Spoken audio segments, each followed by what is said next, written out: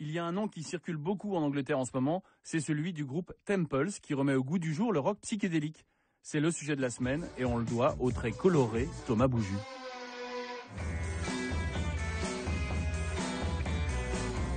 Temples, Midlake, Jaguarma ou autres Tame Impala, autant de noms de groupes qui incarnent aujourd'hui un renouveau du rock psychédélique. Le rock psychédélique, un courant qui a vu le jour on ne sait trop où, entre Grande-Bretagne et Californie, au milieu des traits expérimentales, colorés et enfumés années 60.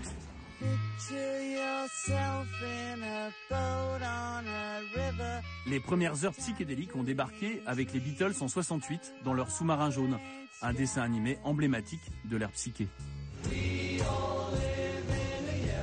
Aujourd'hui, les Temples sont les dignes héritiers des Beatles et de Pink Floyd, incarnation au présent de ce rock anglais à tendance psychédélique.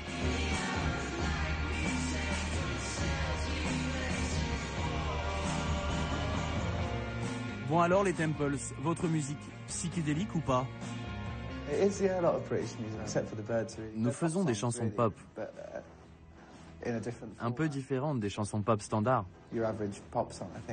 Et en effet, je pense qu'elles ont des aspects psychédéliques.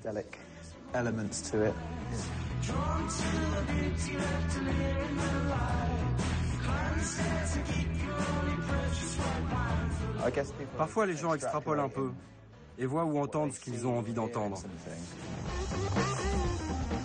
Une question de perception donc. Auteur de la très volumineuse anthropologie du rock psychédélique, Alain Pire est finalement le meilleur pour nous aider à définir ce courant musical qui fait appel à nos cinq sens. C'était pas uniquement musical, c'était vraiment un renouveau culturel, quoi. George Harrison a qualifié cette période de mini-renaissance. Il y avait vraiment une explosion de créativité et forcément la musique était vraiment l'art moteur de ce mouvement. Et si la musique était le moteur, eh bien la drogue devait en être le carburant. Je pense qu'il y avait une espèce de retranscription sonore des visions qu'ils avaient sous acide. Le comble de l'expérimentation psychédélique est sans doute atteint ici, avec ce concert mythique de Pink Floyd, donné dans les arènes de Pompéi sans public, mais devant de vieilles pierres bien sûr. Les années 70 et l'avènement du punk mettent un coup d'arrêt au psychédélisme qui renaîtra de ses cendres dans les années 90 avec la scène électro et les rave parties. Aujourd'hui, marketing oblige, les maisons de disques aiment mettre leurs artistes dans des cases. Et le groupe Midlake, venu de son lointain Texas, se retrouve par exemple estampillé psyché.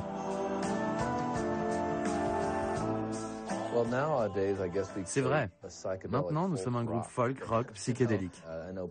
Les gens aiment pouvoir coller une étiquette aux choses.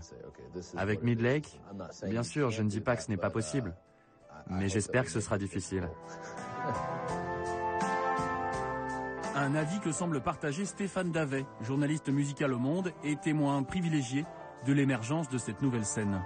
C'est aussi un genre qui va mêler plein d'autres genres, le folk, la soul, la pop, le rock, les comptines enfantines, les musiques ensuite plus électroniques, planantes.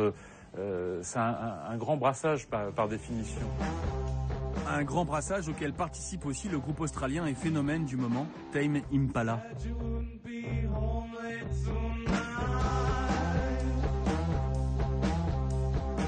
Sans pomper, ils ont vraiment comme réinventé le genre avec une musique extrêmement originale, avec des breaks, des changements, mais en même temps très mélodieux.